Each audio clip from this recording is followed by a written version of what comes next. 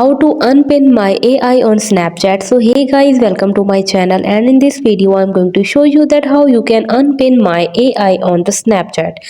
So it's super easy and we will make sure you get it right. To just make sure to watch the complete video carefully to avoid forgetting anything and making mistakes.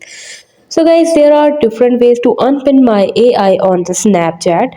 So depending on whatever you are, a Snapchat plus subscriber or not, and if you are a Snapchat plus subscriber, you can unpin my AI from your chat feed by following these steps.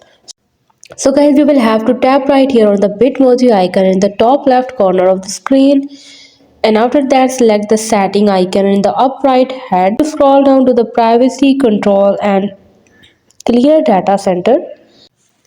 So from there you will have to tap on the clear my AI data, and then you will have to tap on the clear conversation.